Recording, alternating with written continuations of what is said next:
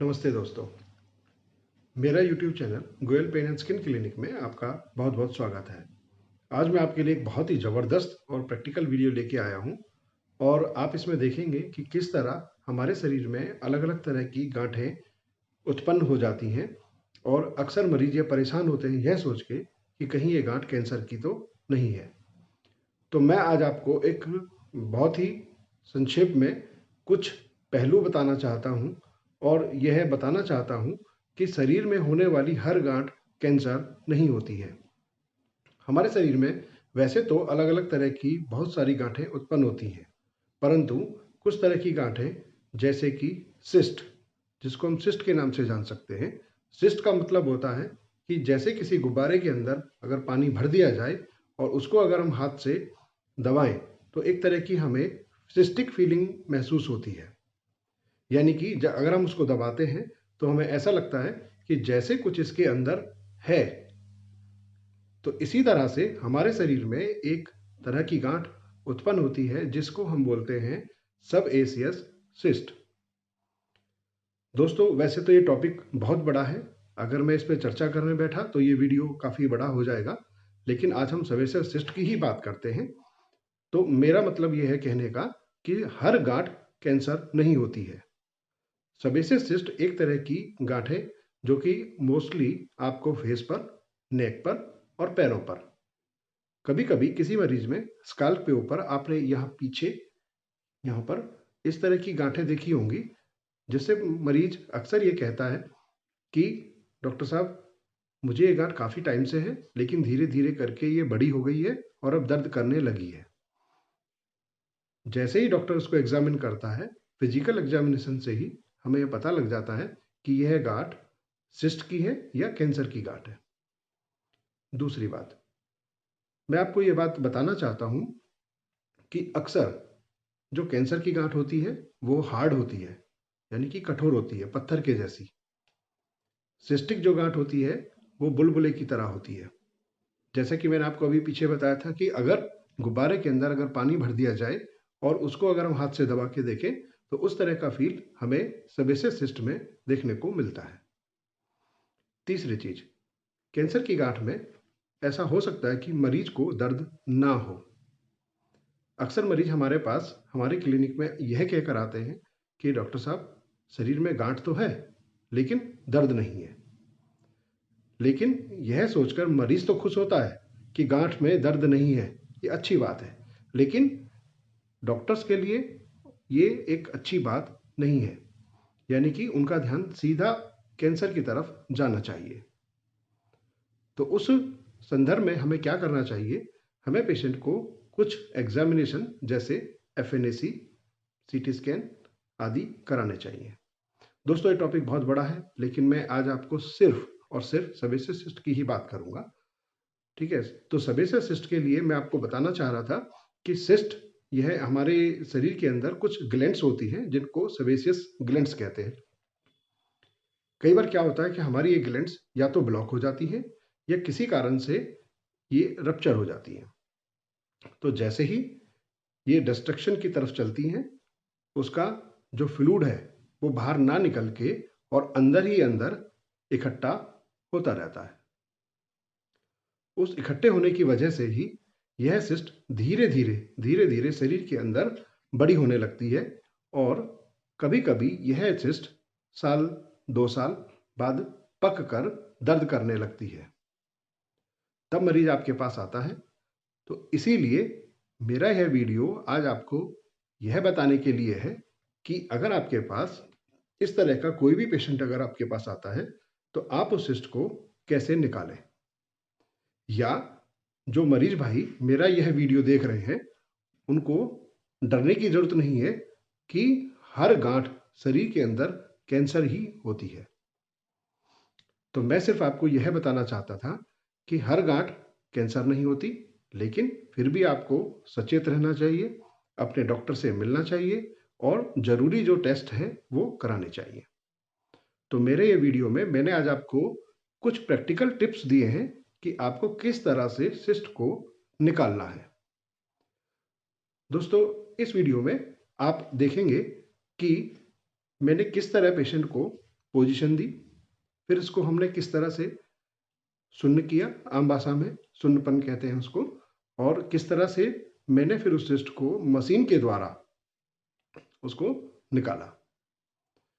यह मशीन आजकल मार्केट में काफ़ी डॉक्टर्स के पास होती है और आप इस मशीन को परचेज कर सकते हैं।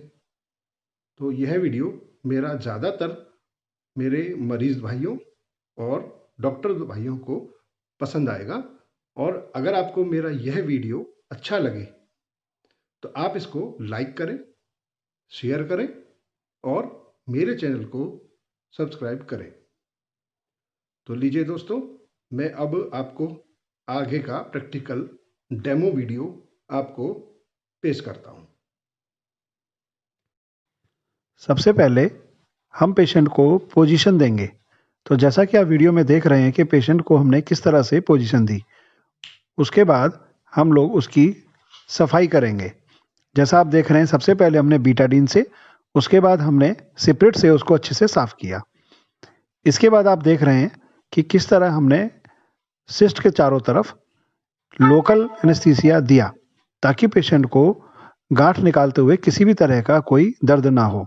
इसके लिए हम लोग जाइलोकेन की मदद लेते हैं और गांठ के चारों तरफ इन्फिल्ट्रेट कर देते हैं। जैसा वीडियो में आप देख रहे हैं कि किस तरह गांठ और नॉर्मल स्किन के बीच एक मार्जिन है, वहां पर हम लोग जाइलोकेन इंसर्ट कर रहे हैं और इस तरह हम सिस्ट के चारों तरफ धीरे धीरे जाइलोकेन को इंसर्ट करते हैं। हमें यहाँ पर एक बात अवश्य ध्यान रखनी चाहिए कि जब भी हम जाइलोकेन पेशेंट को देते हैं, उससे पहले पेशेंट का जाइलोकेन सेंसिटिविटी टेस्ट जरूर करना चाहिए। इस तरह अब हम पेशेंट को जाइलोकेन दे चुके हैं और जाइलोकेन देने के 5 मिनट बाद हम लोग इस सिस्ट को निकालना शुरू करते हैं। जैसा आप देख रहे हैं कि आरएफ कॉटरी की मदद से हम इस सिस्ट को निकाल रहे हैं। तो सबसे पहले हम एक इंसिजन देंगे। यह इंसिजन आप ब्लेड की मदद से भी दे सकते हैं और मैं इस वीडियो में इंसिजन आरएफ कॉटरी की मदद से दे रहा हूं। आरएफ से देने का यह एक फायदा होता है कि यह सर्जरी आपकी ब्लडलेस होती है, यानी कि जब भी आप चीरा देंगे तो वहां पर ब्लड निकलने की गुंजाइश बहुत कम होती है या ना के बराबर होती है।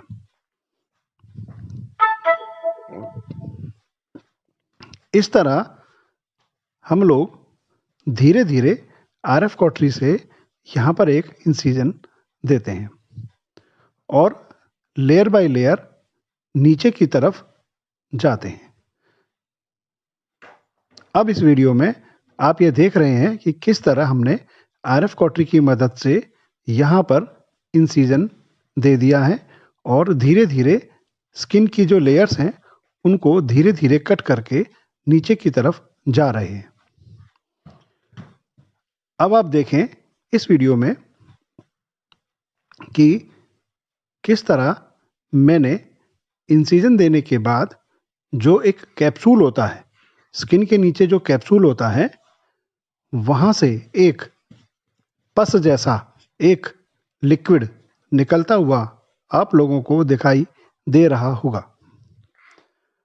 अब इस लिक्विड को हम धीरे धीरे यहां से निकाल देते हैं। सिस्ट एक्चुअल में कलेक्शन ऑफ फ्लूइड की वजह से होती है। कभी कभी यह सिस्ट समय के साथ साथ पक जाती है।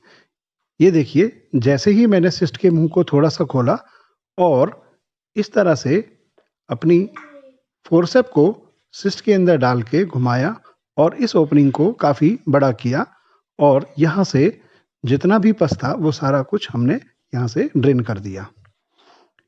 कभी कभी कुछ लोग यहाँ पर पूरे सिस्ट के कैप्सूल्स को पूरा निकालते हैं।